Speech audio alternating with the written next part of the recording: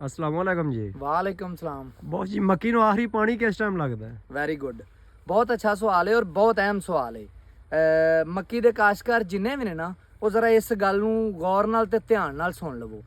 ਕਿਸੇ ਵੀ ਫਸਲ ਦਾ ਨਾ, ਕੋਈ ਵੀ ਫਸਲ ਹੋਵੇ, ਉਹ ਫਲਦਾਰ ਜਿਹੜੀ ਫਸਲ ਹੈ ਜਾਂ ਦਾਣੇ ਵਾਲੀ ਫਸਲ ਹੈ, ਕੋਈ ਵੀ ਐਸੀ ਫਸਲ ਹੈ ਜਿਹਨੂੰ ਅਸੀਂ ਦਾਣੇ ਨੂੰ ਪਕਾ ਕੇ ਉਹਨੂੰ ਅਸੀਂ ਜਿਹੜਾ ਨਾ ਪਕਾਣਾ ਹੁੰਦਾ ਹੈ, ਉਹਦੇ ਵਿੱਚ ਜਿਹੜਾ ਆਖਰੀ ਪਾਣੀ ਹੁੰਦਾ ਹੈ ਨਾ, ਉਹ ਇੰਤਹਾਈ ਅਹਿਮ ਹੁੰਦਾ ਹੈ। ਮੱਕੀ ਦੇ ਵਿੱਚ ਚੂੰਕਿ ਮੱਕੀਆਂ ਜਿਹੜੀਆਂ ਨੇ ਪਕਾਈ ਦੇ ਮਰਹਲੇ ਤੇ ਪਹੁੰਚ ਚੁੱਕੀਆਂ ਨੇ, ਕੁਝ ਪਹੁੰਚ ਗਈਆਂ ਨੇ, ਕੁਝ ਜਗ੍ਹਾ ਤੇ ਕਟਾਈਆਂ ਵੀ ਸ਼ੁਰੂ ਹੋ ਗਈਆਂ ਨੇ, ਕੁਝ ਅਜੇ ਲੇਟ ਨੇ ਥੋੜੀਆਂ, ਲੇਕਿਨ ਇਹ ਆ ਕਿ ਮਾਜ਼ਰਤ ਥੋੜਾ ਲੇਟ ਹੋ ਗਿਆ। ਬਹਰਹਾਲ ਮੈਂ ਤੁਹਾਨੂੰ ਅੱਜ ਉਹ ਟਾਈਮ ਦੱਸਣ ਲੱਗਾ ਜਿਸ ਟਾਈਮ ਤੁਸੀਂ ਮੱਕੀ ਨੂੰ ਆਖਰੀ ਪਾਣੀ ਲਾਣਾ ਹੈ। ਔਰ ਜਿਹੜਾ ਆਖਰੀ ਪਾਣੀ ਹੁੰਦਾ ਬਹੁਤ ਅਹਿਮ ਹੁੰਦਾ ਹੈ। ਬਾਅਦ ਔਕਾਤ ਜ਼ਿਮੀਂਦਾਰ ਜਿਹੜਾ ਨਾ, ਉਹ ਤਕਰੀਬਨ ਸਾਰੀ ਫਸਲ ਤੇ ਮਿਹਨਤ ਕਰ ਲੈਂਦਾ ਹੈ ਤੇ ਆਖਰੀ ਪਾਣੀ ਤੇ ਆ ਕੇ ਗਲਤੀ ਕਰਕੇ ਤੇ ਫਸਲ ਦੀ ਜਿਹੜੀ ਪੈਦਾਵਾਰ ਹੈ ਨਾ, ਉਹ 10 ਤੋਂ 15% ਘਟਾ ਲੈਂਦਾ ਹੈ। ਦੋ ਚੀਜ਼ਾਂ, ਇੱਕ ਆਖਰੀ ਪਾਣੀ ਕਦੋਂ ਲਾਣਾ ਹੈ, ਦੂਸਰੀ ਚੀਜ਼ ਕਟਾਈ ਕਦੋਂ ਕਰਨੀ। ਜਿਹੜੀ ਕਟਾਈ ਵਾਲਾ ਸਵਾਲ ਹੈ ਉਹ ਇੱਕ ਅਲੱਗ ਵੀਡੀਓ ਦੇ ਵਿੱਚ ਡਿਸਕਸ ਕਰਾਂਗੇ। ਅੱਜ ਅਸੀਂ ਡਿਸਕਸ ਕਰਨ ਲੱਗੇ ਹਾਂ ਆਖਰੀ ਪਾਣੀ ਕਦੋਂ ਲਾਣਾ ਹੈ। ਇਹਨਾਂ ਦੋਨਾਂ ਸਵਾਲਾਂ ਦੀ ਜਿਹੜੀ ਅਹਿਮੀਅਤ ਹੈ ਨਾ, ਉਹ ਤਕਰੀਬਨ ਬਰਾਬਰ ਹੈ, ਯਾਨੀ ਕਿ ਤਕਰੀਬਨ 10-12% ਜਿਹੜਾ ਨਾ ਉਹ ਪੈਦਾਵਾਰੀ ਫਰਕ ਆਉਂਦਾ ਅਗਰ ਅਸੀਂ ਇਹਨਾਂ ਸਵਾਲਾਂ ਦੇ ਵਿੱਚ, ਇਹਨਾਂ ਮਾਮਲਾਤ ਦੇ ਵਿੱਚ ਗਲਤੀ ਕਰੀਏ।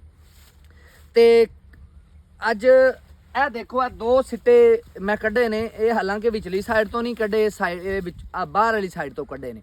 ਹੁਣ ਮੈਂ ਤੁਹਾਨੂੰ ਤਰੀਕਾਕਾਰ ਦੱਸਣ ਲੱਗਾ ਕਿ ਕਿਸ ਤਰੀਕੇ ਨਾਲ ਤੁਸੀਂ ਚੈੱਕ ਕਰਨਾ ਹੈ ਕਿ ਸਟੇਜ ਕਿਹੜੀ ਹੈ ਜਿੱਥੇ ਆਖਰੀ ਪਾਣੀ ਲਾਣਾ ਹੈ, ਔਰ ਇਹ ਜਿਹੜੀ ਸਟੇਜ ਹੈ ਇਹਨੂੰ ਕਿਸ ਤਰ੍ਹਾਂ ਦੀ ਜ਼ਮੀਨ ਹੈ। ਅਗਰ ਮਹਿਰਾ ਜ਼ਮੀਨ ਹੈ ਤਾਂ ਉਹਦੇ 'ਚ ਆਖਰੀ ਪਾਣੀ ਕਦੋਂ ਲਾਣਾ ਹੈ, ਅਗਰ ਪੱਕੀ ਜ਼ਮੀਨ ਹੈ, ਬੱਤਰ ਰੱਖਣ ਵਾਲੀ ਜ਼ਮੀਨ ਹੈ ਤਾਂ ਉਹਦੇ 'ਚ ਆਖਰੀ ਪਾਣੀ ਕਦੋਂ ਲਾਣਾ ਹੈ। ਔਰ ਇਹ ਜਿਹੜੇ ਸਿੱਟੇ ਨੇ ਵੈਸੇ ਮੈਂ ਬਾਹਰੋਂ ਕੱਢੇ ਨੇ ਸਿਰਫ ਤੁਹਾਨੂੰ ਸਮਝਾਉਣ ਲਈ, ਲੇਕਿਨ ਸਿੱਟਾ, ਸਭ ਤੋਂ ਪਹਿਲੀ ਗੱਲ, ਸਿੱਟਾ ਤੁਸੀਂ ਅੰਦਰੋਂ ਕੱਢਣਾ ਹੈ। ਸਿੱਟਾ ਅੰਦਰੋਂ ਕੱਢ ਕੇ ਤੇ ਤੁਸੀਂ ਜਿਹੜਾ ਨਾ ਇਹਨੂੰ, ਇਸ ਸਿੱਟੇ ਨੂੰ ਇਹ ਤੋੜਿਆ, ਇਸ ਤਰੀਕੇ ਨਾਲ ਤੋੜ ਲੈਣਾ ਹੈ। ਸਿੱਟਾ ਅੰਦਰਲੀ ਖੇਲਾਂ ਚੋਂ ਕੱਢਣਾ ਹੈ, ਕਮ ਅਜ਼ ਕਮ ਬਾਹਰ ਵਾਲੀਆਂ 4 ਖੇਲਾਂ ਛੱਡ ਕੇ। ਬਾਹਰ ਚੂੰਕਿ ਇਸ ਤਰ੍ਹਾਂ ਹੁੰਦਾ ਹੈ ਕਿ ਬਾਹਰ ਵਾਲੀਆਂ ਖੇਲਾਂ 'ਚ ਰੋਸ਼ਨੀ ਵੀ, ਧੁੱਪ ਵੀ ਜ਼ਿਆਦਾ ਮਿਲ ਰਹੀ ਹੁੰਦੀ, ਗਰਮੀ ਦੀ ਸ਼ਿੱਦਤ ਵੀ ਜ਼ਿਆਦਾ ਹੈ, ਔਰ ਬਾਅਦ ਔਕਾਤ ਪਾਣੀ ਦਾ ਵੀ ਰਸਤਿਆਂ ਦੀ ਵਜ੍ਹਾ ਤੋਂ ਨਾਲ ਤੋਂ ਜਾਂ ਪਾਣੀ ਦੀ ਕਮੀ ਵੀ ਆ ਜਾਂਦੀ ਬਾਹਰ ਵਾਲੇ ਪੌਦਿਆਂ ਨੂੰ, ਤੇ ਉਹ ਜਲਦੀ ਹਾਰਡ ਹੋ ਜਾਂਦੇ ਨੇ।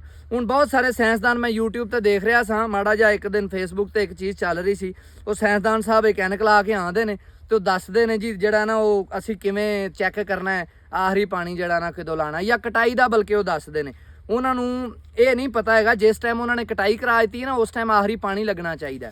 ਉਹਨਾਂ ਨੇ ਜਨਾਬ ਕਿਹਾ ਜੀ ਇੱਥੇ ਨਾਖਣ ਖਪਵੋ, ਤੇ ਨਾਖਣ ਖਪਵੋਗੇ ਤਾਂ ਤੁਹਾਨੂੰ ਪਤਾ ਲੱਗ ਜਾਏਗਾ, ਅਗਰ ਨਾਖਣ ਨਹੀਂ ਖੁੱਬਦਾ, ਔਖਾ ਖੁੱਬਦਾ, ਤੇ ਕਟਾਈ ਕਰਾ ਦਿਓ। ਇੰਤਹਾਈ ਬੇਵਕੂਫਾਨਾ ਉਹਨਾਂ ਨੇ ਗਾਈਡ ਕੀਤਾ, ਔਰ ਮੈਂ ਉਹਨਾਂ ਨੂੰ ਦਰਖਾਸਤ ਕਰਾਂਗਾ ਕਿ ਇਹ ਕੰਮ ਨਾ ਕਰਿਆ ਕਰੋ, ਗਲਤ ਮਾਲੂਮਾਤ ਨਾ ਦਿਆ ਕਰੋ। ਇਹ ਛੱਲੀ ਤੋੜੀ ਹੈ, ਠੀਕ ਹੈ, ਇਹਦੇ ਵਿੱਚ ਵਾਜ਼ਿਆ ਨਜ਼ਰ ਆ ਰਿਹਾ ਹੈ ਕਿ ਇਹ ਮਿਲਕ ਲਾਈਨ ਇਹਦੀ ਕਿੱਥੇ ਆ, ਯਾਨੀ ਇਹਦੇ ਵਿੱਚੋਂ, ਦਾਣੇ ਦੇ ਵਿੱਚੋਂ ਕਿੰਨਾ ਹਿੱਸਾ ਦੁੱਧ ਬਣ ਚੁੱਕਿਆ ਹੈ ਤੇ ਕਿੰਨਾ ਹਿੱਸਾ ਜਿਹੜਾ ਨਾ ਉਹ ਸਖਤ ਬਣ ਚੁੱਕਿਆ, ਗੂਦਾ ਬਣ ਚੁੱਕਿਆ। ਹੁਣ ਇਹ ਸਾਰੇ ਸਵਾਲ ਦਾ ਜਵਾਬ ਇਸੇ ਇਹਨਾਂ ਦੋ ਗੱਲਾਂ ਦੇ ਵਿੱਚ ਹੈ, ਯਾਨੀ ਕਿੰਨੇ % ਦੁੱਧ ਹੈ ਔਰ ਕਿੰਨੇ % ਗੂਦਾ ਬਣ ਚੁੱਕਿਆ ਹੈ।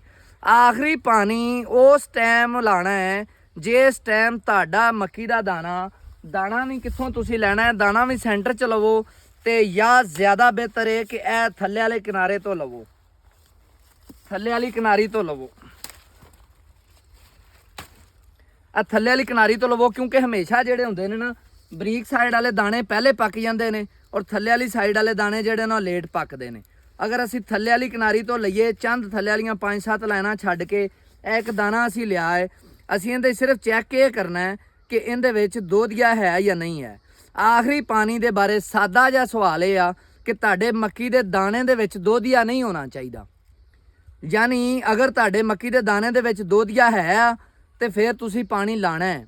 ਯਾਨੀ ਅਗਰ 5% ਕਹਿ ਲਓ ਇਹ ਦਾਣਾ ਹੈ, ਤਕਰੀਬਨ ਜਿਹੜਾ ਨਾ ਕਹਿ ਲਓ ਕਿ 2 ਸੂਤਰ ਦਾ ਹੈ, ਜਾਂ ਇਹਨੂੰ ਕੀ ਕਰਨਾ ਹੈ, ਇਹਨੂੰ ਇਹ ਚੈੱਕ ਕਰਨਾ ਤੋੜ ਕੇ ਲੰਬੇ ਪਾ, ਇਹਨੂੰ ਜਦੋਂ ਤੋੜੋਗੇ ਨਾ, ਇਹ ਲੰਬੇ ਪਾ ਇਹਨੂੰ ਤੋੜੋਗੇ ਤੇ ਪਤਾ ਲੱਗ ਜਾਏਗਾ ਇਹਦੇ ਵਿੱਚ ਕਿੱਥੋਂ ਤੱਕ ਦੁੱਧ ਹੈ ਤੇ ਕਿੱਥੋਂ ਤੱਕ ਇਹਦਾ ਗੂਦਾ ਬਣ ਚੁੱਕਿਆ ਹੈ।